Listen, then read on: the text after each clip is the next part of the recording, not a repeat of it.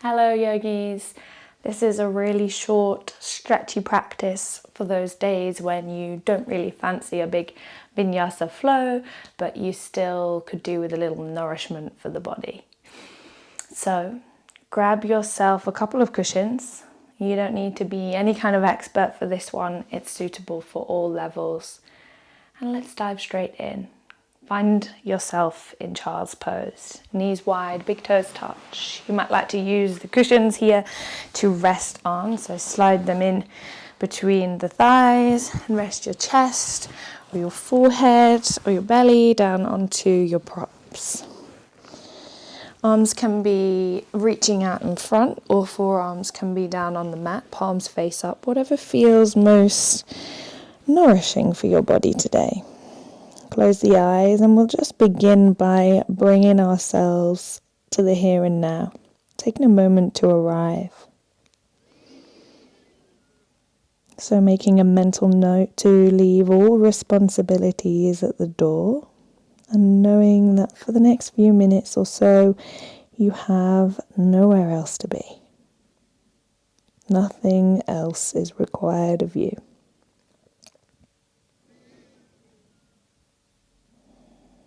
So as you begin to tune into your breathing, notice how the container of the body moves as you breathe. The expansion and rising sensation of the inhale. The softening and falling sensation of the exhale. 2 more breaths here.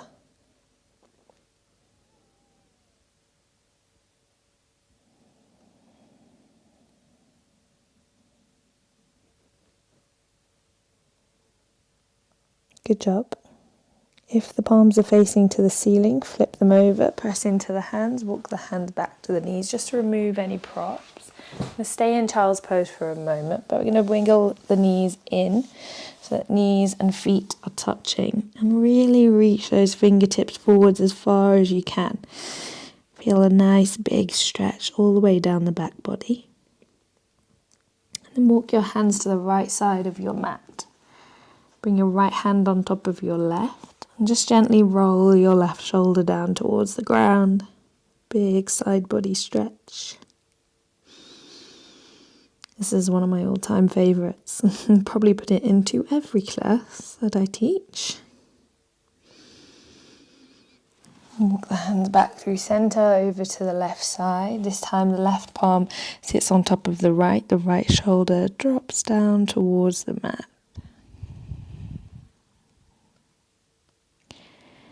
Creating a little more space between each and every rib, making more room for the breath.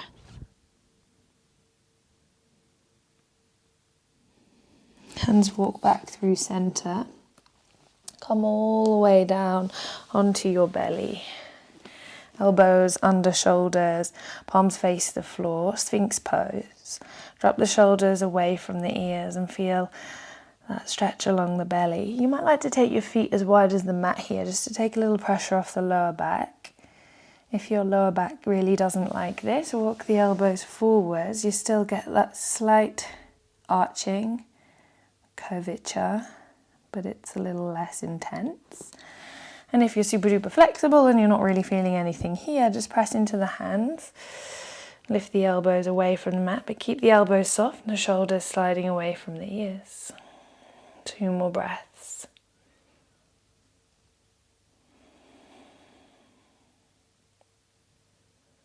Drop the elbows down, slide the knees in, knees underneath hips, walk the hands forwards, puppy pose, chest melts down towards the mat.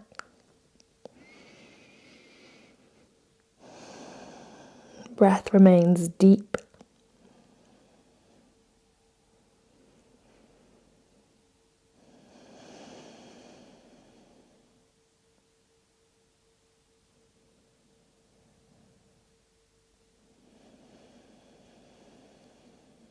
Press into the hands, walk the hands back to center, tuck the toes under, keep the knees generously bent, press the hands into the mat, lift the hips high, downward facing dog. So almost as if you're squatting your hips back You're keeping that deep bend into both knees. You're wrapping your shoulders away from ears, pushing into first knuckle of first finger. Let go of any tension in the back of the neck first. So just shake out the head, yes and no. And push down into the left heel. Bend deeply into the right knee. Lift the right heel away from the ground. Come up to tiptoes. Swap sides. Right heel drops down.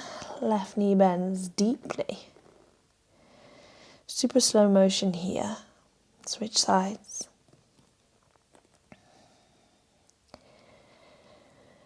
And one more time, switch.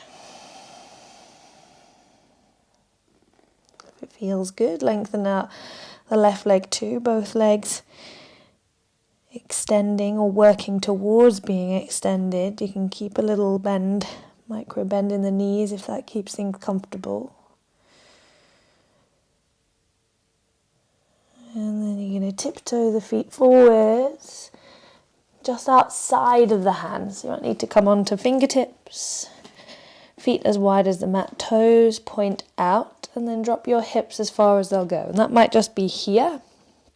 It might be here. It might be all the way down, hips to heels. Now, if you can get the hips to the heels, bring the hands up to the center of the chest, pressing the outer edges of the arms into the thighs into the arms, opening into the chest. Know that it might take you a few goes to get here, that's cool. You might be here or here, and that's equally good. Maybe just rocking left to right a few times. Notice that transition of weight. Does it feel different on right and left sides?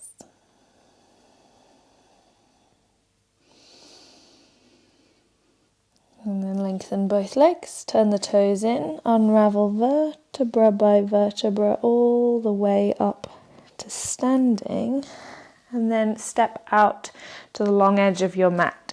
Heel toe your feet as wide as they'll go. Pigeon toe the feet, so that means turning the toes inwards. Bring your hands to your lower back, squeeze the elbows together, open the chest. Inhale, broad through the collarbones, exhale, hinge. Fold forwards, just halfway, so that your chest is coming towards being in line with the floor. Keep squeezing your elbows towards each other. Keep your chin tucked, back of the neck long. Good. Inhale, press into both feet. Come all the way back up. We're going to do that one more time. Exhale, fold. This time, if you want more of a stretch in the upper back, you're going to clasp your hands behind your back. Really squeeze the palms together. Slide your shoulders down away from the ears. Soften the knees slightly. Let your upper body drop forwards. And let your arms come up and overhead. Deep breaths.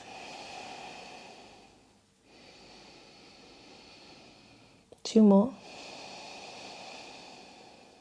Head relaxed. Hands drop back to the hips.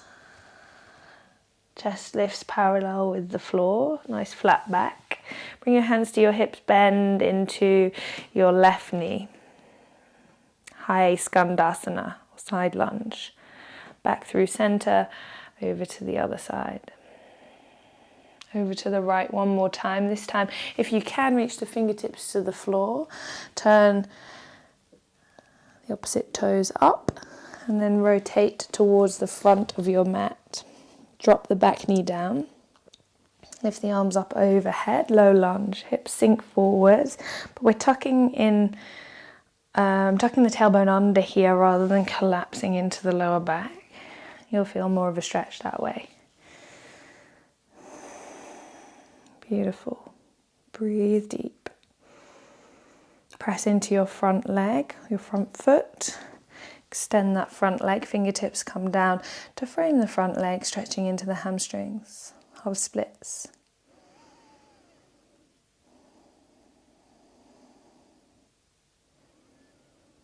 Good, rebend the front knee. Lift the back knee, tucking the toes. And then rotate, pivot on the feet, coming all the way over to the opposite side. lifting the toes, sinking the hips down if you can, and then swiveling round so that we can take high lunge on the other side, low lunge on the other side rather. Back knee drops down, untuck the toe, arms sweep up and overhead, tailbone tucks under, shoulders relax. Breathe deep, we're nearly there. Push into the front leg, front foot, extending the front leg. Fingertips come down to frame. Either side, shoulders away from ears.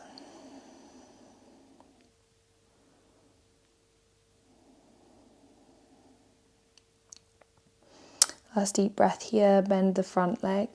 Hands frame the foot, slide that leg back. Knees under hips, hips sink back to heels, child's pose.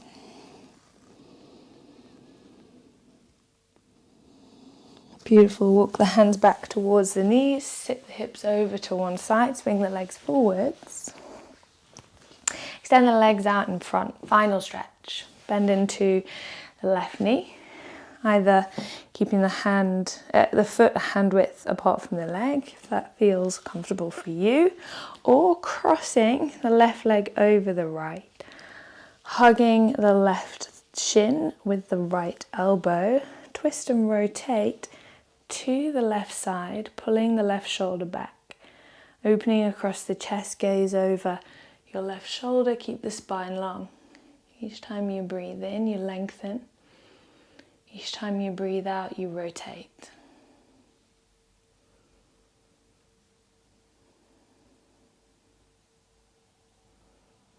Slowly unravel back through center. Unhook left foot, extend left leg, right foot over left, hug the knee in. Taking hold of that shin with the left arm, right fingertips behind your back, pull the right shoulder away from you, open across the chest, gaze over your right shoulder, spine long, breath deep.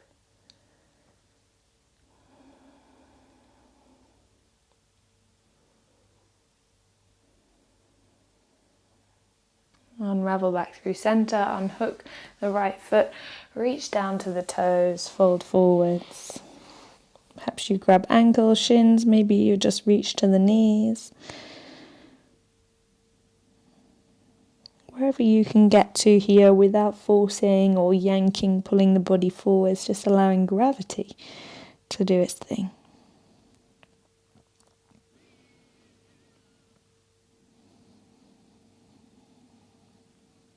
Two more deep breaths.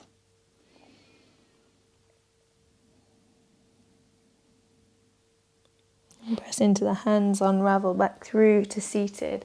Grab one cushion for behind your head. One cushion for behind the knees. Fluff it up a little bit. Swing yourself round onto your back. Legs are hip width apart. Lower yourself down. Arms by your side, palms face up towards the ceiling. Close the eyes, settle in. We'll just take a moment here to integrate the practice. Shavasana. So once again, steady your breath. Breathe a little deeper than you'd normally breathe. See if you can inhale right down into the pelvis so that you fill from the hips up to the collarbones on the inhale. And you empty from the collarbones down through the belly, right down into the pelvis on the exhale.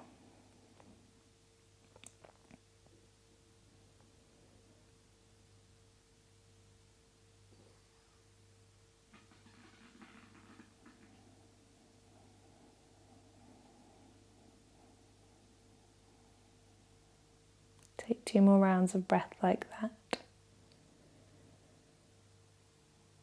Aware that the more you let go, the more you relax, the more your body feels supported by the surface beneath. And the more your body feels supported by the surface beneath, the more your body can relax. final breath. And allowing your breathing to return to its natural rhythm.